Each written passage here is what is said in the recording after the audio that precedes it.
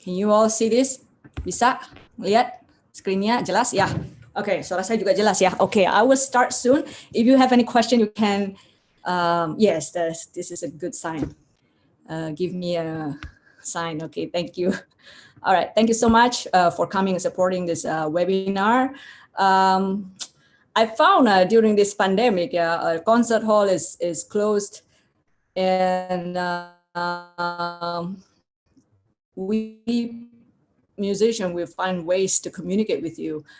Mau live performance juga suaranya kurang bagus. Jadi a lot of the audio that I will share with you is the one that I have pre-recorded that I will share with you at the end of this webinar. So today we're going to talk about Beethoven's new path, Jalan Baru, and the Waldstein. Nah, Journey Towards Elysium ini adalah ideologi yang Beethoven kenal sejak masa remajanya juga di Bonn. He believes at the end everything has to lead to happiness. So Elysium artinya itu seperti heaven, paradise, where there's a joy, there's freedom, there's equality, there's peace. So Journey Towards Elysium adalah salah satu makna yang sangat dalam dari New Path. Okay. Now, here is the timeline. In this timeline, saya sekedar memberikan summary of what is happening during just 1 year period from 1802 sampai 1803. So during this 1 year period, we're going to see how New Path is being born. Ya, bagaimana terminologi New Path itu dilahirkan. So everything started from Czerny. We will talk about this in detail. Ini hanya garis besarnya saja. So from Czerny stating Opus 31 itu sebenarnya adalah New Path, tapi cuma partial fulfillment. Kemudian mungkin ada beberapa misunderstanding of this statement. Kemudian kita akan lanjut dengan Heiligenstadt Crisis, hanya sedikit saja bercerita tentang pentingnya krisis ini terjadi di kehidupan Beethoven sehingga beliau bisa menempuh jalan yang baru atau disebut dengan New Path. And then in 18th of October, he wrote to a publisher saying that I'm writing these two new pieces in the new manner. So is these Opus 34 and 35 the New Path work or other pieces? Ya, kita akan menyimak semuanya. Kemudian in the 22nd of October, Beethoven received a French piano, which is called Erard. Saya akan bercerita mengenai Erard, what's the difference between Erard and the piano that Beethoven is used to. And then di bulan November, Beethoven mulai mengatakan, piano sonata itu hal yang kecil gitu. Dia nggak mau menulis piano sonata. So during that time, he wrote a lot of big pieces. He wasn't thinking about piano sonata sampai dia menerima Erard and he started experimenting. And then after that, he had this Bonaparte Symphony yang kemudian dikenal sebagai Eroica, and then kemudian ada rencana berpindah ke Paris, dan setelah dia menyelesaikan Bonaparte Symphony di akhir tahun 1803, he started writing Waldstein Sonata. Okay, this is just brief summary. I will talk more into details, yeah? Okay, now let's talk about the first thing. En route to the New Path, jalan-jalan ke en route menuju New Path, ya. So this is still not the New Path yet. Mungkin beberapa dari antara kalian, if you music scholars or if you read a lot, you probably know this. It's very famous, a statement from Czerny, Beethoven's student, but he wrote this actually 50 years after Opus 31 sets has been written. Jadi a lot of us thought that Opus 31 sets were the New Path compositions, karena di sebuah statement yang dikatakan oleh Czerny, dia mengatakan Beethoven mengatakan, so he is quoting Beethoven. Ini bukan Beethoven yang menulis, tapi Czerny yang menulis, ya. You know, in about 1803, when Beethoven had composed his Opus 28, that pastoral, he said to his friend Krumholtz, I'm not satisfied with my previous labors up to this point. Saya tidak puas dengan komposisi saya sampai saat ini. So from now on, I will follow a new path. So generally, logically, kebanyakan orang bacanya hanya sampai di sini aja, titik, udah nggak baca lagi. So they thought Opus 31 is the new path.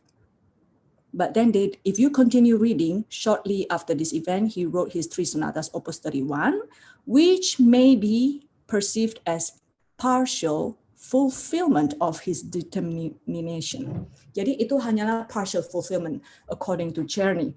Jadi di sini kita bisa menyimpulkan bahwasanya statement dari Czerny adalah sebuah statement yang banyak sekali salah mengerti. Jadi banyak orang yang memikirkan bahwasanya Opus 31 is the new path. So what is new path? So we are going to learn together what is new path and what's so important about knowing new path and how that would affect the way you hear the music, the way you understand the music, and the way you practice and the way you perform.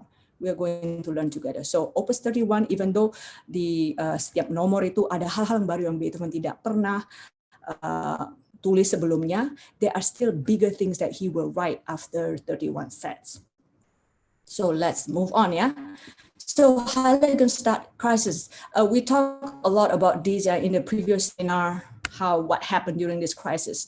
I think the general idea of this crisis is that Beethoven really had to go through this. It's part of God's plan. I really think that Beethoven he really died to his old self during the Heiligenstadt crisis, and he experienced a reborn. So after Heiligenstadt crisis, he became such a passionate composer. So because during Heiligenstadt crisis, ya, dia menulis di statement ini mengatakan bahwasanya a lot of people misunderstood him. He was really depressed because of his deafness, and at that time he admitted he could no longer perform as a pianist, and he had to compose. So the only way to live is to compose, or he will just die like that. Yeah. Jadi setelah Heiligenstadt crisis is a letter that was written to his 2 brothers, but it was never sent out. Yeah. After his death, it was discovered. So now we can see that Heiligenstadt crisis really made the new path necessary, because during that time he was so depressed. He felt like it's the end of his performing career. He had to, not performing, he had to compose, or else he would die. So that make it necessary that he has to come up with a really big piece, yeah, public pieces. Jadi setelah Heiligenstadt crisis, we see that he was really successful in planning this concert, like the Symphony No. 2. This was the benefit concert. These are all like big piece, yeah. Piano Concerto No. 3 and the Oratorio Christus Oilberger, yeah. So this is just to tell you how important this crisis is, that Beethoven experienced a reborn. Then he is now thinking about new path, ya. Tanpa ada Heiligenstadt crisis, kurang ada suatu background yang kuat di mana Beethoven itu tiba-tiba mau jalan ke jalan baru, ya. So he really had to experience the valley of life, yeah, the lowest of the low in his life, before he can experience the mountains in his life, yeah. So let's move on. Then after that Heiligenstadt crisis, he was really full of creativity. Ya, jadi di bulan 10 dia mengatakan, nah this is his own statement, it's not quoted by Czerny, nggak di-quote siapa-siapa, ya dia tulis ke publishernya, ya, I have composed this variation 34 and 35 in quite a new manner, each in a separate and different way, yeah. And then he stated further, usually I have to wait for other people to tell me when I have new ideas, but this time I can assure you that this both works method is quite new so far. So he himself confessed, I write this in a new method. Yeah, so dia mengatakan 34 and 35 is written in a new manner, dan bahkan dia he requested the publisher Breitkopf and Hartel to print an introductory note that says the statement, these two works are composed in a new manner. Okay, so are these the new manners? We are going to see it. These are the springboard to the pieces that will come after 34 and 35. There will be big pieces. So these are the springboard. They are not the real new path yet. Why? We have to look at the scope and the program behind it. Okay, I will take you slowly. Yeah, I will not let you know the answer first. So we're going through it, and be patient with me. So here is the Opus 34. How is this a composition written in a new method, in a new way? I will let you listen a little bit here. And at the end of the seminar, I have a playlist that you can listen on your own. Ya, jadi saya compile playlist, jadi Anda bisa mendengar from the beginning to the end. This is just excerpt. Ya. So traditionally, if you write a variation, you will write all the variation in the same key. Let's say this is the variation in C major. Everything will be in C major. So perhaps you make a difference from maybe you change the tempo, maybe to minor keys, but then everything will mostly be in the same key. But here, Beethoven wrote a variation in the pattern of descending third. So F major, G, E flat major, C minor, one C minor, and then going back to F major. So these are the new things that he did with Opus 34. So I'll let you listen to it a little bit, just excerpt bukan dari awal karena ini nggak bisa, I cannot play from the beginning.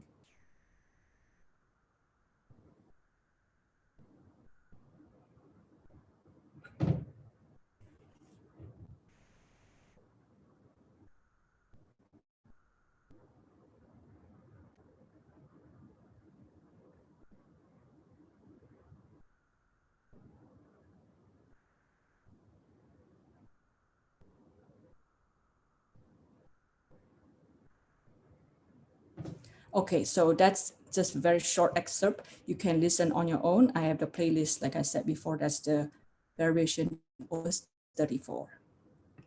And then 35, also another set of variation. So what's so different? Ya, kenapa ini dinamakan composition written in the new method? Because the way he present the theme, it started from the bass. Yeah, it started from the bass. So instead of presenting the whole theme that is top to bottom, you play everything you present to everybody, he built from the bass, and then he add another voice, until the whole theme comes complete. Yeah, you see? So this is not a new theme that he wrote, it's actually taken from the finale of Prometheus Ballet. Ya, kemudian tema yang sama juga digunakan di Symphony No. 3. The Eroica, yeah. Mr. Iswargia talked about this. It was the finale of Symphony No. 3. So we'll listen to it a little bit and see and hear a little bit.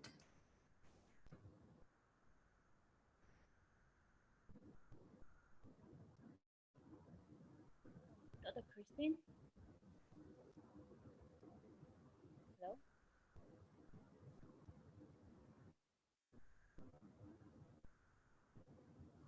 Christine, there is no sound.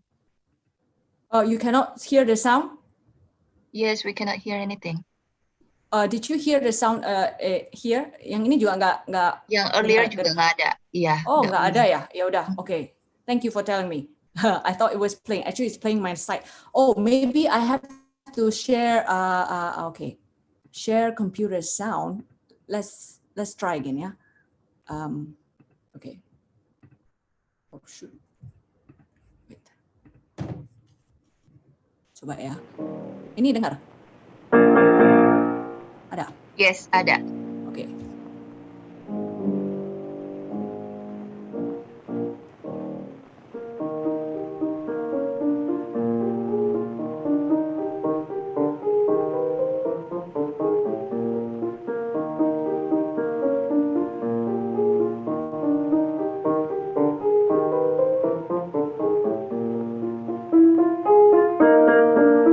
Oke, itu aja ya, karena Apple Music nggak kasih kita dengar dari awal, jadi harus sign up.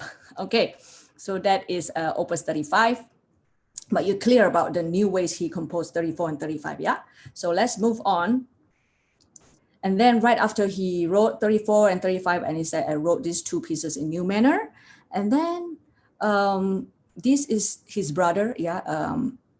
Beethoven had two brothers, younger brother, Carl, is acting as an agent between Beethoven and the publisher. So pada saat itu ada yang request Beethoven untuk nulis piano sonata.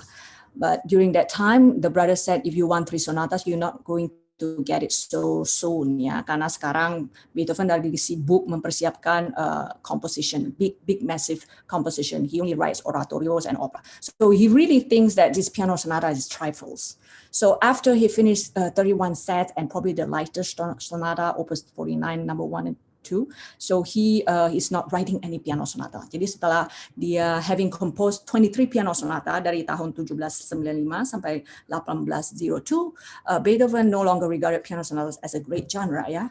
but mere like trifles, like really small things in comparison to operas and oratorio. So we are going to learn why is that. First, the Heiligenstadt crisis make him think that he has to compose big pieces because that's the only way he can earn a living as a musician, because he can no longer perform. So he's very ambitious in the scope of the composition. It has to be a big composition that appeal to the public. So piano sonata is not going to be in his interest for that moment. Yeah. So these are the large work that was written before he wrote Waldstein. Yeah. So oratorio, I think this is the only oratorio he wrote. Christus am Oilberger is Christ on Mount Olives. It's about the scene depicting Jesus before he went through the crucifixion. And then Kreutzer Sonata.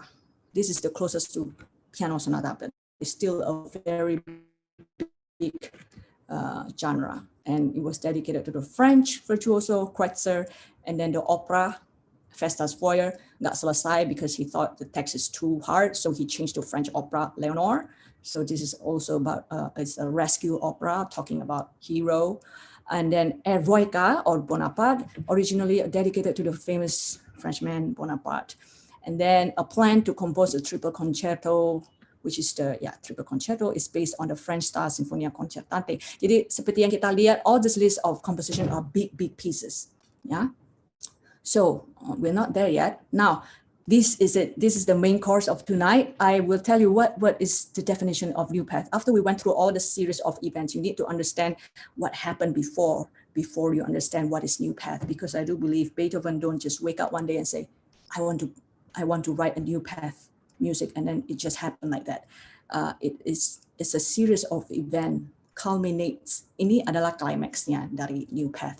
So it's essentially is about hero in action. Yeah, it's probably very much influenced by the French Revolution during that time, and he was very much inspired by the character Napoleon. So let's talk a little bit about Symphony No. 3. We need to understand the story behind Symphony No. 3 before we move on to Waldstein, because there is also a story behind this Waldstein, I believe. Yeah, although Beethoven didn't state. I will talk about that later. Jadi Symphony No. 3, Eroica, the heroic work, such a long symphony, and Eroica was perceived as the perfect example of Beethoven's new path work. Why? We will see.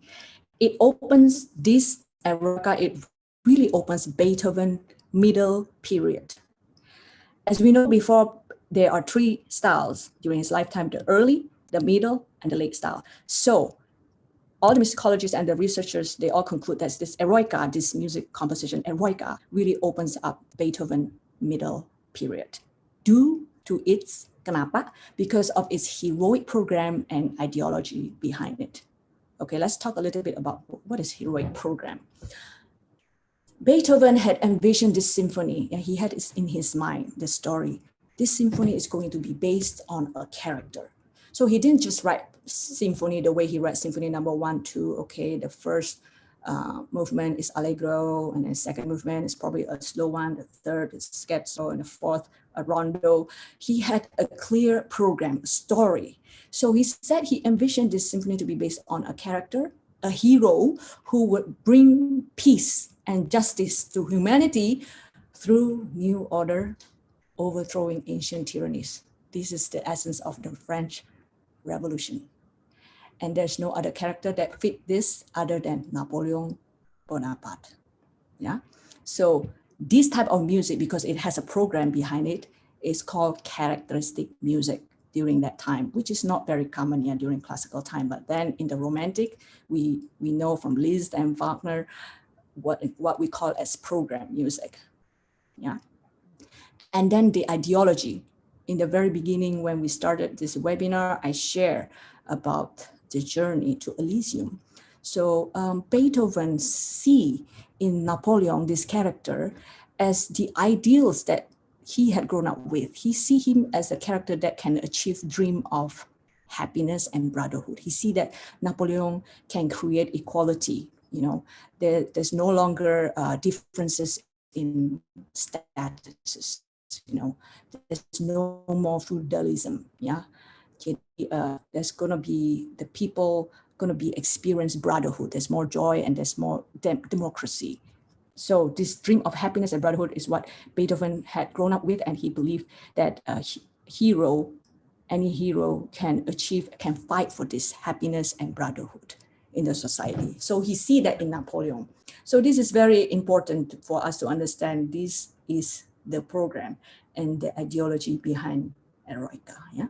So Eroica essentially highlighted Beethoven as a composer composing new music with program and ideology, strong ideology, without lifting its 18th century roots. He still composed in a classical tradition. Yeah, massive exposition, development, recapitulation, coda, everything, the structure is still very clear, it's in classical. It's just there's a program. And then the section become a bit longer, and the way he used the motive is not, can be based on just a triad or just an interval.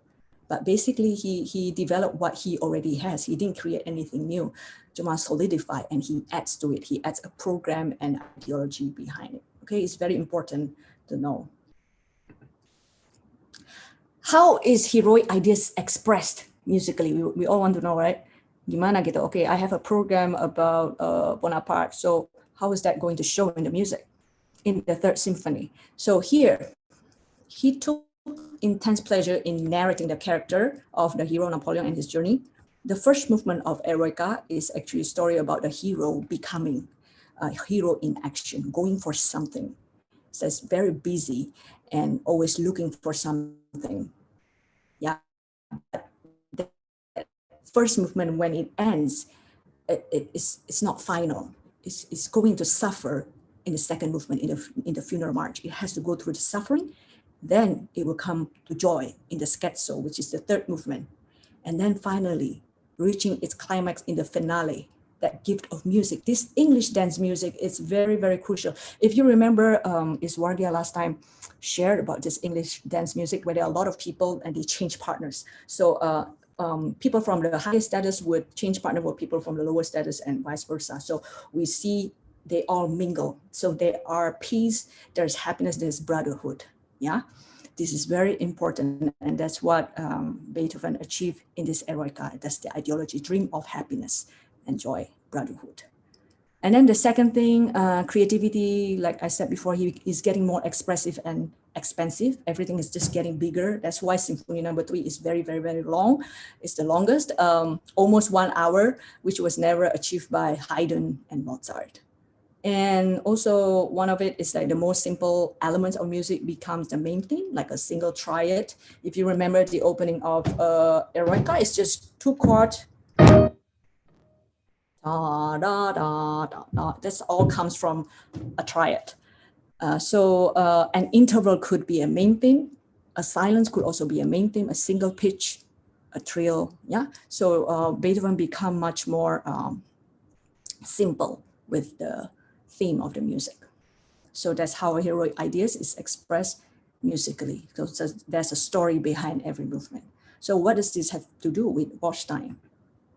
Now, after Eroica, right after he finished the last pages of Bonaparte, yeah, the musicologist found in the sketchbook, right after he finished, he saw that Beethoven already sketched ideas of what would be the main theme of Waldstein, this piano sonata. So why Waldstein is named after an old hero? Ya, jadi dedicatee-nya itu, his name is Count Waldstein, an old hero in Bonn. He was the one who wrote a letter saying that you are going to receive the spirit of Mozart, because during that time, Mozart already died from the hands of Haydn. So he was the one who recommended Beethoven to go to Vienna and to study with Haydn and to connect him with a lot of aristocrats who would later on support his study in Vienna. Now, after Eroica, then Beethoven went back to piano sonata. Kalau sebelumnya dia mengatakan piano sonata itu it's not a great genre, now he's going back to it. So what happened? Why did he go back to piano sonata? So the first thing, he had problems writing the opera, Festas Feuer, kesusahan. The text is too hard and he wanted to change to a French opera, but then he's waiting for the text to be translated. So during that time, he just find, okay, I'll just write a piano sonata. And then during that time also, he received this French piano, Erard. Okay, these are the two important factors. Now, it's very important for all of us to know what's the difference between this new French piano and the one that he had before. Now, we're going to learn about it, then we will understand the story behind Waldstein. So in October of 1803, he received a French piano built by Sebastian Erard. Did he really receive it or he did order it? This is one of my main topics that I will discuss at Dr. Jonas Nugroho's seminar this coming Tuesday. I invite all of you to come because I will soon tell you a little bit of a shocking statement, something that's quite surprising that we all will find out together on Tuesday. Yeah. Now, Erard, what is Erard? Erard was Beethoven's first foreign piano. Yeah. Selama ini he's used to Viennese pianos, but this is the first time he had a French piano. But it's not the first time he saw this piano. You see this piano, yeah? So this is the piano that's in the Museum of Linz. This was actually taken. This is the original one. That's the only one. If you had opportunity, you can go and look at it. You know, this is a Linz museum. So Beethoven saw it in 1801 with Haydn's own Erard. So when he saw it, he was so enchanted. The sonority, ya, suaranya itu sangat benar-benar full and round, is so singing. And then he saw foot pedals because during that time it's only knee levels kan, pedalsnya kan pakai knee. So that was like, wow, there's 4 pedals. So we start looking at it and experimenting with the pedals, experimenting with una corda, how it feels to play the pedal with his feet. And there were 4 pedals, not tanggung-tanggung, cuma 3, tapi 4 pedals. So there are a lot of sound effects. The French loves all these flavors into the tone. Now, he was so enchanted by the sound that he actually he wanted to order one from Walter. Now, Walter adalah nama as a piano maker in Vienna that has been making piano for people over there. So he's used to Walter Forte piano. So he asked through an agent to ask Walter to make one. But of course, it didn't happen. Yeah, it didn't happen the way he wanted. He asked Walter, can you please make one for me? I want a piano with a nice wood and an una corda. Una corda is the pedal that makes 3 strings to 1 string, so you can make the sound softer. So we are going to talk about what's the difference between the piano that Beethoven knows and the new piano that he received from Sebastian Erard. Yeah. So we're going to talk more about this, but I'll show you a picture. This is the piano that Beethoven is used to. Yeah. 5 octaves, just very small. Nowadays, our modern piano is quite wide, ini cuma 5 octaves. So this is not the original one, it's a copy by Chris Manet. If you study forte piano, you probably know his name, it's quite big. Yeah, he makes a lot of copies. So now this is built on Viennese tradition. So Viennese tradition, what does it mean by Viennese tradition? It focuses on lightness, very light, and it's very clear, speech-like. Like the way we talk, it's almost as if the instrument is speaking itself. And it has this bell-like tone, terutama the high register is very ringing. And the articulation can be very rapid because the hammer responds very fast. Gitu. And it can be played with ease by the weakest hand. And you don't need to push a lot because the way Walter works, I don't know if you have ever opened your piano inside a piano, the hammer usually face outside, right?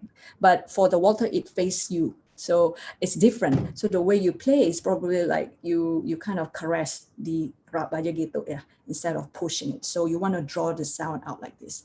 So Walter pianists are known mostly for their precision. They're very precise, very clear, and they can play, very fast scales. And I tried the octave glissando on forte piano, so easy to play. You don't even have to practice. Tapi kalau di grand piano kan kita harus kayak setengah mati kan mau glissando. But on forte piano it's very easy. It's very natural. That's what it's built for. It's built for easy execution. So we are going to listen. Just tell me if you cannot hear it. This is just excerpt for you to listen to the sound of Walter because we don't have a Walter here. So I will have you listen to the sound of the Walter. You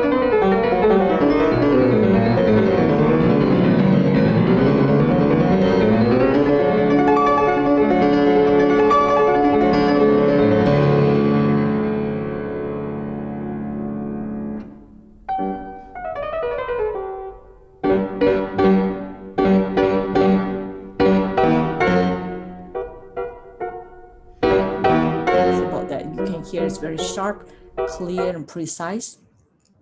Now, next one is Erat. This is also Erat copied by Chris Mene, the same maker. Erat range-nya sedikit lebih panjang, is 5.5 octaves, and it's built on English tradition. This is very important. The other one was Viennese. This is English tradition. So it's built on durability. It has very strong, and it's full and rich tone. It's built for singing. It's more for sonority, like big sound. So it has a heavier touch, and the keys sink deeper. The forte piano was a bit shallow. This is deeper. So it requires more effort to play. I'm sure Beethoven, when he first received this, he had to adjust his technique, so he can achieve the sound that he wants. And there's a slower return of the hammer, so you cannot really play very fast as the way you play on the Walter. So if you have this kind of piano in front of you, of course, you're going to come with a different composition. Yeah, it's going to change the tempo. You probably won't be able to play as fast. Let's say the one we just heard was Opus 31, number 1 was really fast. You could play on Walter, but maybe on the Erat, you have to adjust a little bit, slow down a little bit so it can still be clear. Yeah. So Erat pianists are known for their larger singing legato playing style. Yeah. There are 4 pedals available, including 1 una corda. The one that we really use is the una corda, and 1 damper pedal. It's the pedal that we use to raise the damper. So here is from Tom Begin. He actually played on the Erat copy by Chris Mene. Let's listen to it and see if you can hear the difference. Maybe it's a bit hard to hear the differences, but let's try.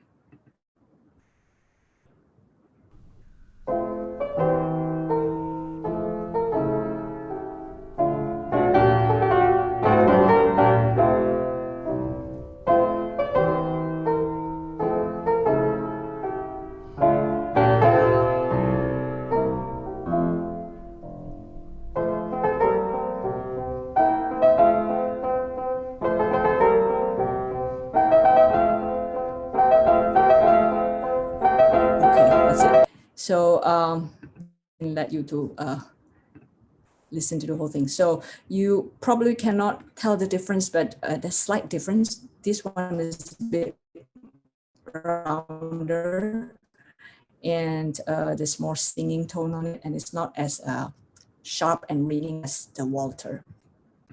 Now, so why do we have to know about the differences between Walter and Erat? This is why we're going to talk about the Waldstein Piano Sonata and the program behind it, because we're talking about new path. When you talk about new path work, you need to have program and ideology behind it. So this is what I propose. Although Beethoven did not write that specific program behind Waldstein piano, but I can propose the following. Waldstein Piano Sonata is probably a story about Beethoven story with Erat. Let me tell you why. So let's read this. There was no written statement about any specific program. It's not like Eroica. We know Beethoven wrote this based on Napoleon, but Waldstein Piano Sonata, he didn't specifically write. So this is what I propose after reading all the resources. This is what I think would be the program behind it. We know from resources that Waldstein was the first piano sonata. It was the first piano sonata that he wrote. Actually, he would not even, probably if he did not receive Erat, maybe he would not return to piano sonata. So I think having this Erat piano in hand is so important. It really pushed Beethoven to go back to piano sonata. Yeah. So Waldstein was also the first piano work that reflect his positive reaction on Erat, because the first time he received a gift, he was so happy. So he was very positive, and he made all sorts of adjustments so he can get used to the heavy touch and enjoy the rich, full singing tone. Yeah. You know what happened? It was just for a while. Beethoven didn't like the heavy touch, Actually, just a few years after he asked the local maker to change the hammer, I think something to make it lighter, but I think they failed. He did it twice to adjust, to modify the hammer, something to do so it makes it lighter. So it was really quite a pity, yeah. By the end of 1809, he declared it was just useless. This piano was useless after it went through modification. Well, we are going to talk more about this also on Tuesday because just to let you know, I really think that the Waldstein Piano Sonata behind, the story behind it is just about Beethoven love story with Erard. How excited he was at first when he received this. That's what we need to know. And so here, in light of the importance of the new Erard on Waldstein, yeah, this is very important first. And then also his obsession with heroes. He was so obsessed with the character hero and ideology of achieving joy and triumph at the end. We can certainly imagine, this is for you, this is what I propose, the narrative, the story of Waldstein as the following. Beethoven, as the Viennese heroic pianist, experimented on the new French piano.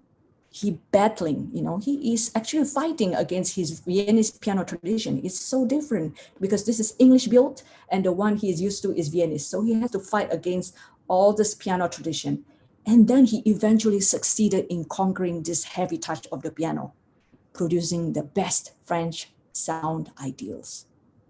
This is very important. This is what I propose should be the story behind Waldstein piano. And I'll tell you why, and I'll give you an example of what happened in Waldstein Piano Sonata, yeah? Okay, this is exciting. Now, here I declare this. The story of Waldstein Sonata is actually a journey of a Viennese hero, who is Beethoven himself, toward Elysium, towards heaven, on the French era piano. It seems like he's reaching heaven on the era piano. Now, I'll give you example of some characteristic that display that. Yeah, in the first movement, we hear a lot of repetitive chords, as if Beethoven is experimenting with the key depth, right? Because the first time when he tried on a piano, he realized it's deeper than his usual Walter piano, so he just played this chord. Wow, it's very deep. So keep repeating that, and actually behind all this repetitive chord, there is a melody, this long melody.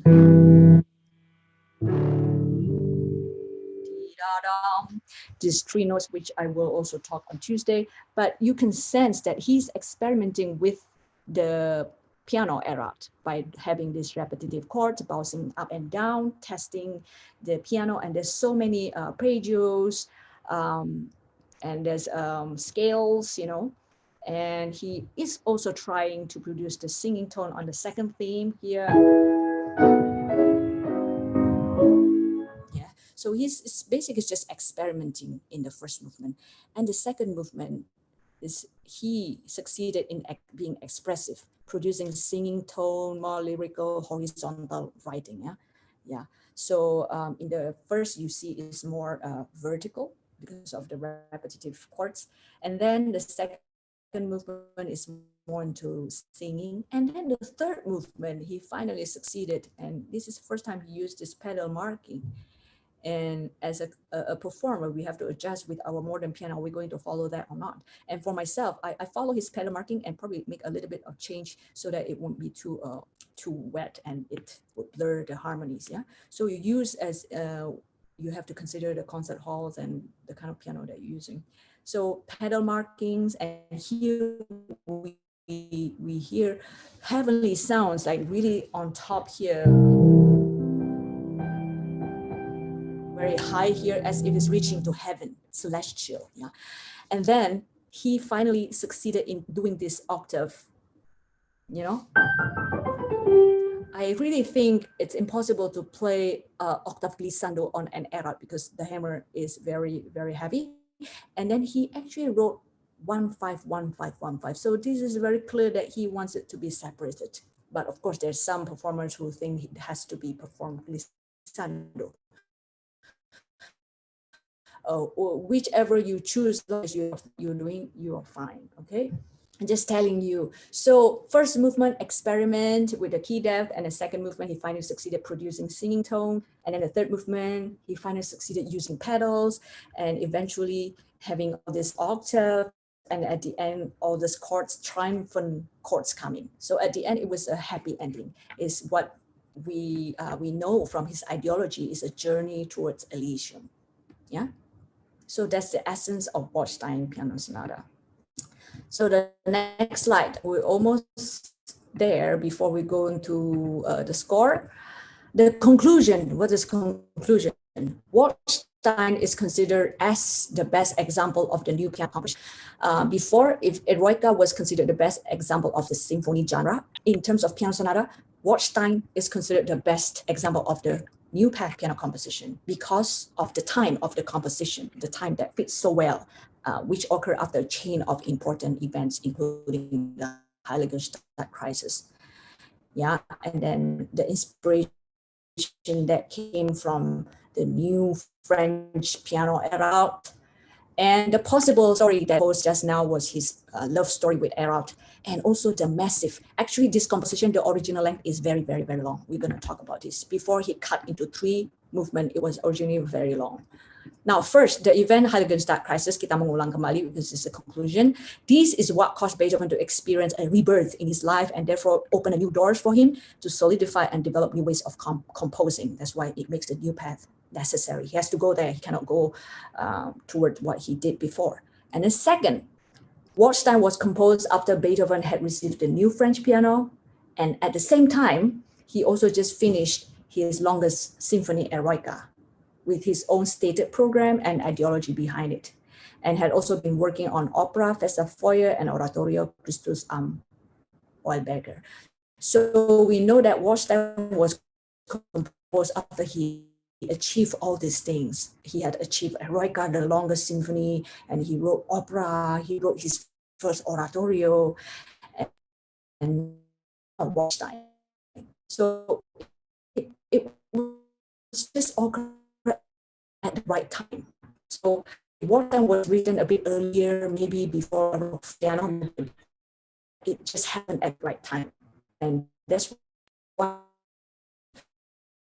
example of the new network. If you listen to the beginning, I will tell you more as we go look into the score. It's very bold, it's heroic. It's based on this, one of the characteristics of French revolutionary music. I will tell you more as we go into the score. Yeah. So we can perfectly imagine the character Beethoven, him as the hero, conquering the new French piano as the story behind Waldstein. Finally, Waldstein was in fact a big, massive work. It's really, really long before it's cut. I suggest that I put in my playlist to listen to Tom Begin. Actually, this piece, the first movement, it has double repeat. Yeah. Jadi, not only the exposition was repeated, the development section was also repeated. It was really long. I think WOO 56, I think, Andante Favori, I think a lot of you know that. I think I played just now. Yeah. So this became a separate piece. But before, it was actually the original conception of Waldstein itu ada long Andante, was really long. And then there's a possible minuet and trio also. There's another trio, and then a finale. The length itself actually make it so comparable to Eroica. It's so long, it's probably the longest, and it's comparable to Hammerklavier. Gitu, yeah? So it's because of that, we can conclude for sure that this is the new path piano sonata that Beethoven has written. There's no other piano sonata that was written with such a clear program ideology. It was written just at the right time after the list of these big pieces. Okay, now here's the exciting part. We're going to listen to the music. I pre-recorded this with the score. So we are going to talk about the essence, the inside the score and what it means, okay? So if you cannot hear the audio, just please tell me. I have to go back, okay, here. Now, before I start, let's just look a little bit at the score. You can hear here. You can see the screen, right? Ya, bisa ya kelihatan ya. So this is the beginning of Waldstein. I don't know if you can read this. It's very, very clear here. It's actually, Waldstein was composed with a piano concerto style in mind. I will talk more about this on Tuesday because it's actually modeled after the French violin concerto. Tapi itu nanti pembahasan di hari Selasa. So in the very beginning, it's actually Waldstein, C major. It's composed with a piano concerto style in mind because he wants to be big. All the composition that he composed so far has been public big pieces, opera, oratorio, piano concerto, triple concerto, yeah? So it has been big pieces. So that's why he's very ambitious with this piece too. Now, in the very beginning, the theme one, we hear this repetitive chords and it's a march style. It's very bold. But with the pedal, I use pedal because I would imagine Beethoven, when he discovered pedals, which I will talk also on Tuesday. This, and then it goes here we have a dotted rhythm. It's very march styles. Yeah, anything when you have a dotted crochet, dotted rhythm is march style. So the opening is very heroic. This is how we see this heroic opening. So you have an appoggiatura. So here we see he adjusted his writing to erat because in erat is heavy touch. So for you to play taram, you have to push a little bit to make sure the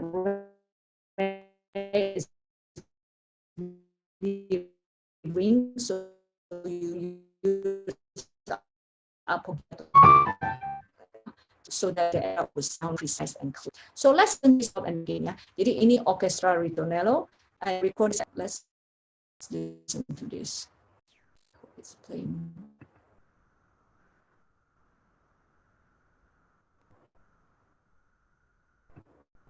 Kok muter-muter ya. If it's going around, then I have to go to my original file because this seems working. Okay, I will stop share. Then I'll use my file on the computer because this seems to load. Okay, ya. Bear with me. I'm almost there.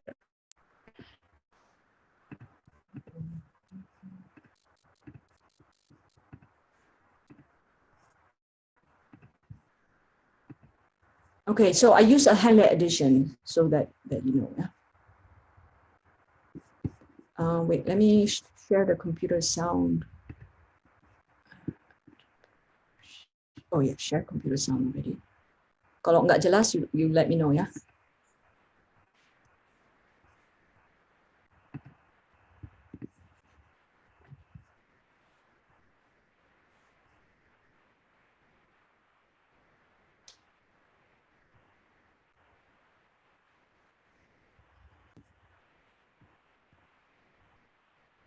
Yeah, itu orchestra ritornello that's playing the march style, very heroic opening, and then next we have the soloist doing the French tremolando. That's what we call it. Yeah.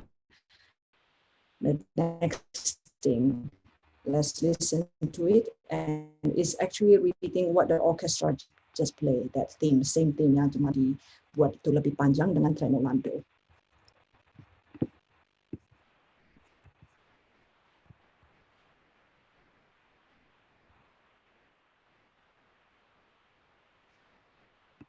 Okay, so what we just did, listen just now, the soloist part, we have the French pianism during that time this is a very popular technique in the French pianism during that time. It's called tremolando, is to make the sound even longer.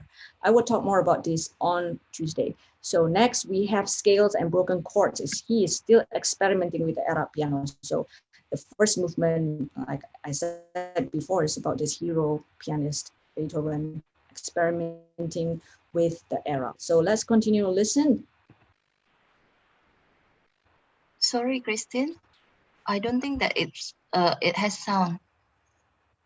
Gak ada suara? Gak ada suara yang ini. Yang tadi ada? Enggak. Cannot hear. Cannot hear. No Okay, sound. okay. Let me hear. Okay. Should I go from the beginning? Tadi udah ya? Yes. Dari beginning nggak ada suara. Oh, dari beginning memang nggak ada suara. Ya, nggak ada suara. Oh, okay. Let's try again this ya. Oh,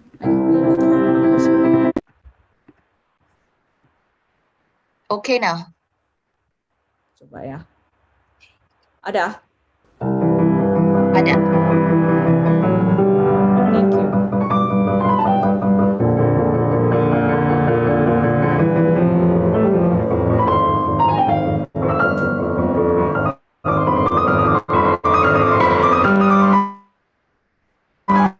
Ya, now is the soloist French tremolando pakai pedal.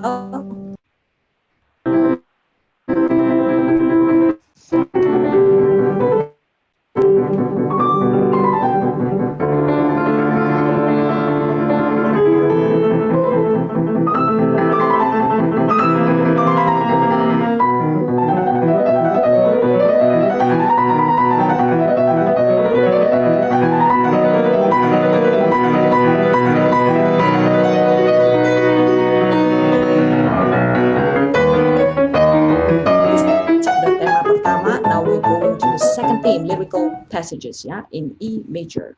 So we hear this now.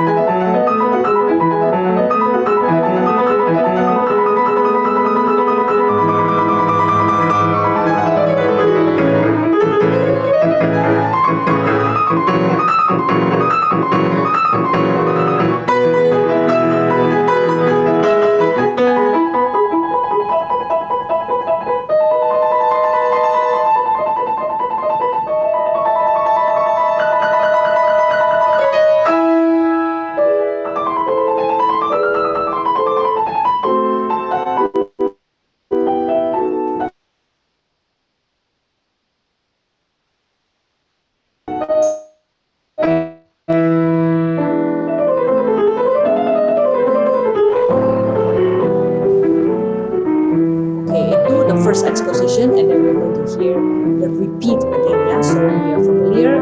Tadi ada first theme, orchestra and soloist, and then second theme also orchestra. The soloist part is usually the one with the improvisation yang lebih sibuk, da da da da da da, or the arpeggio. That's the soloist improvisatory passage. Jadi kita supaya bisa tahu ya mana yang orchestra, yang mana yang soloist. So we're going to listen to the repeat.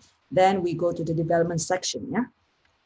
And listen this time to the march style, if you can hear or feel the heroic march style opening, and also the tremolando, this one with the pedal, that's the tremolando, and the trill, this all effects has to do with the French pianism. So, okay, let's hear again.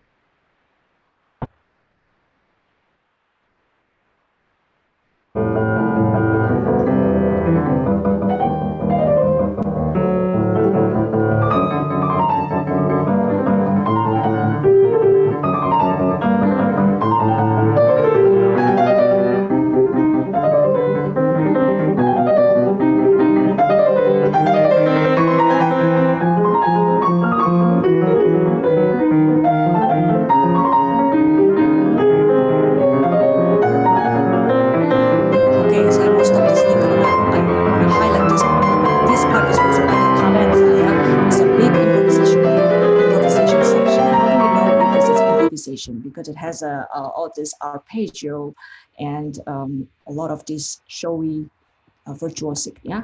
So let's listen to this, and it's going through various keys before it finally go back to the home key.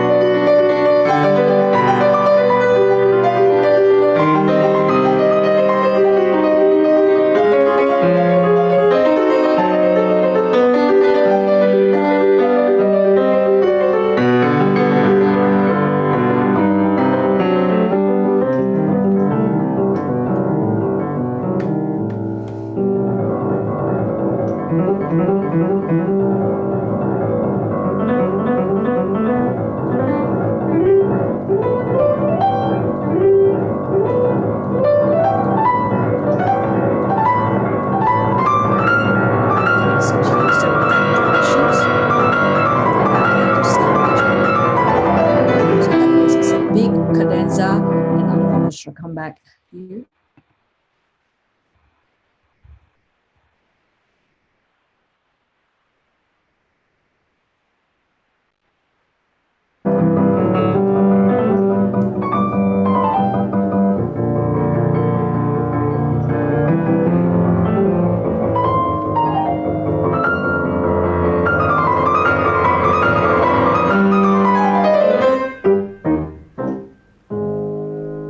Soloist.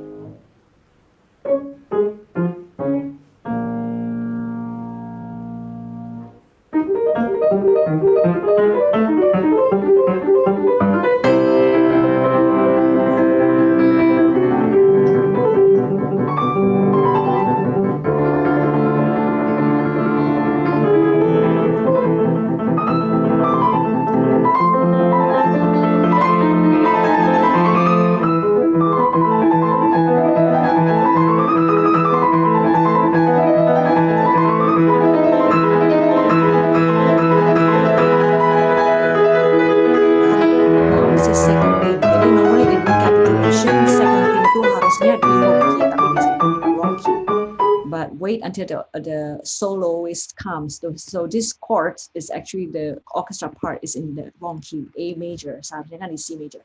But then it will modulates to C major, then the soloist will take over. Yeah. Okay, let's listen to this.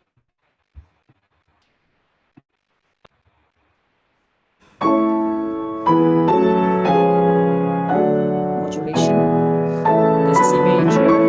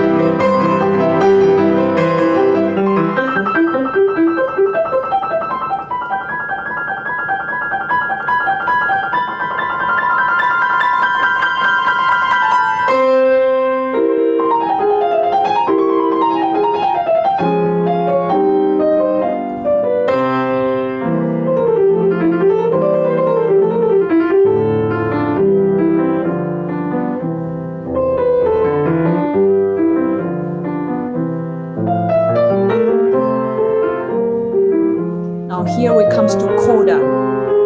It's like a second development section because it's quite long. After this coda, we are going to hear the soloist cadenza. Nanti waktu cadenza, I will stop a little bit. So this the coda will start in D flat and then it stop in here, forte, and then the soloist cadenza start in here, piano sign. I will stop dulu ya biar tahu jelas cadenzanya di mana.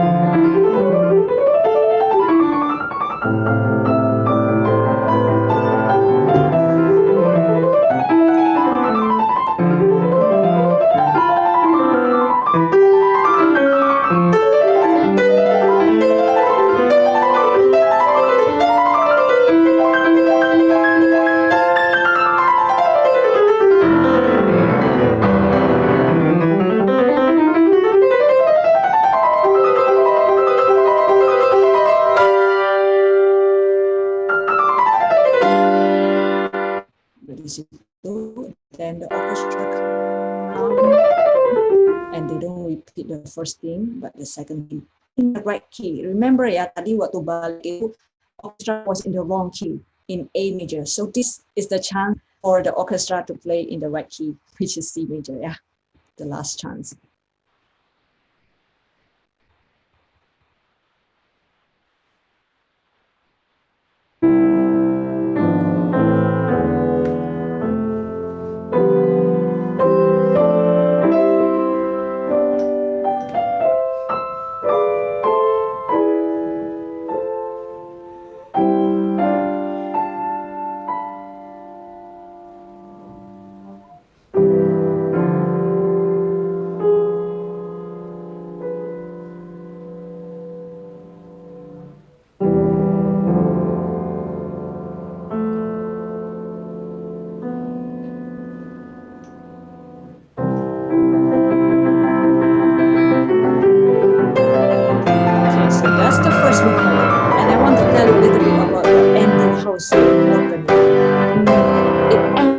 Here finally with triumphant chords in C major. Now we really know it's in C major.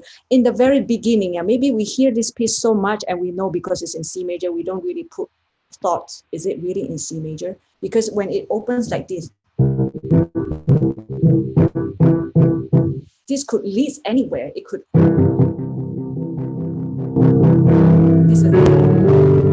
It's actually in G major. So we don't know if is this a tonic or not. But here at the end, when you go 5-1, we know for sure it's in C major. So the answers, it comes at the end. Do you find when you listen to the first movement, it's like hungry, always hungry for something, this driving motoric rhythm, you're always looking for something, this hero in action, because Beethoven is busy, you know, experimenting with the new French piano, is so excited to try all the arpeggio, the scale, to see how fast he can go, and probably he couldn't play as fast as he would on a Walter piano. So this is essentially for him to get to know this French piano. So we see here. I found this. It was just, it's from the Fate theme from the Symphony number 5. I see it's here. This is one of the French revolutionary music style. Actually, Beethoven didn't invent it. If you listen to a lot of French revolutionary music, there was quite everywhere. So we will talk about that Tuesday. Yeah, so that is the first. And the second movement, of course, this is after he cut everything. I don't play for you the original one, which is really, really long. Ini setelah cutnya, there's only in 3 movements. The second movement is very brief. Yeah, it's called, even it's like an intermezzo. Yeah, it's an interlude. So it's very brief, very, very short. And here we're going to experience the really slow, lyrical, beautiful melody, dan juga ada dotted rhythm. It's, in a way, it's almost like a funeral march. It's not funeral march, of course. Jadi it's written in a funeral march style. So let's listen to this, yeah.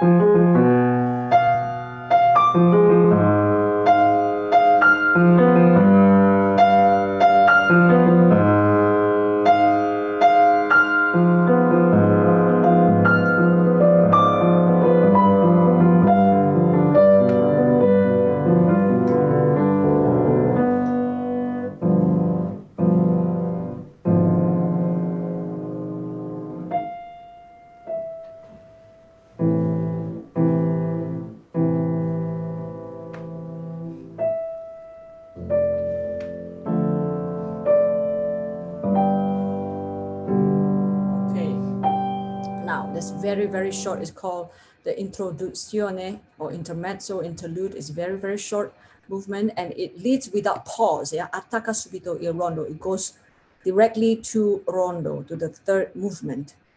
Now, the third movement is what the first and the second movement has been waiting for, is the answer. It's the story of the hero finding, the pianist hero finding the way how to use the pedal. And that's why in this movement, Beethoven wrote the pedal marking. And actually I follow it, and you can hear and see if it suits your taste.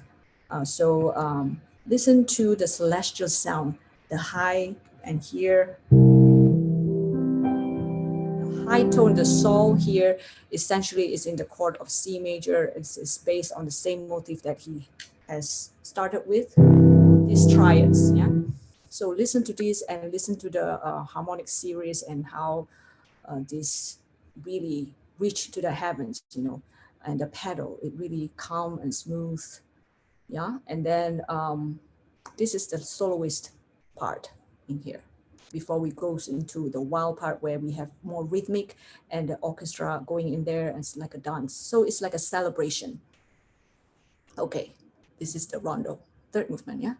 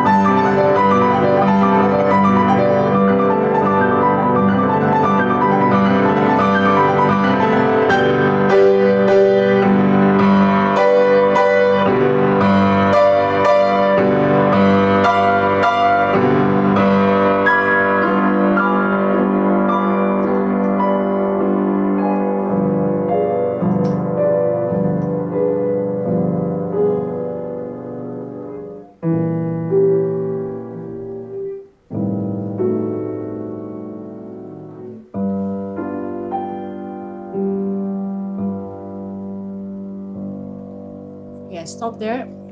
Next section is the soloist cadenza. Yeah, it's a different tempo prestissimo. So.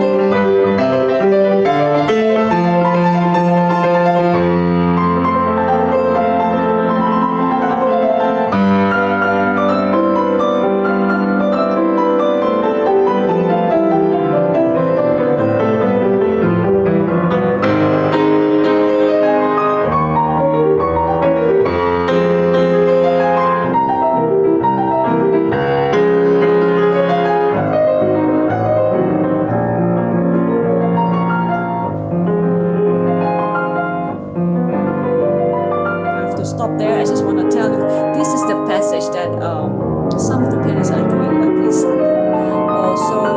For my opinion, if you play this on the Walter, it's very easy to just slide down, but on the Erout, it would be a problem. So since this is a cadenza, you can take it a little bit slow. There's no orchestra playing with you. Yeah, jadi the tempo is quite flexible.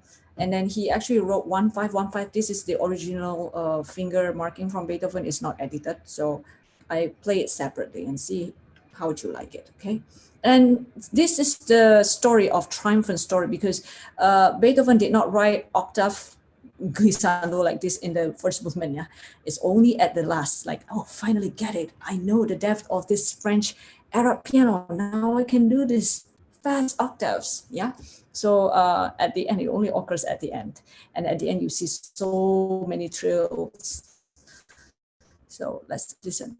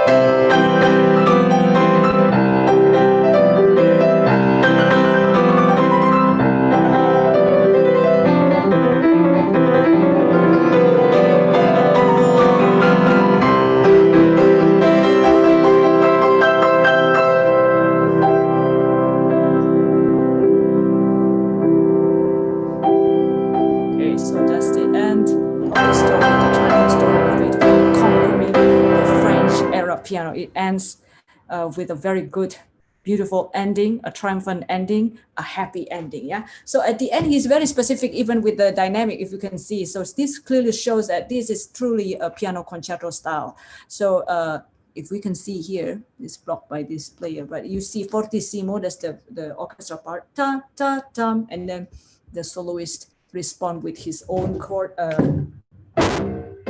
Yeah. So I hope you're clear about the Waldstein from the beginning.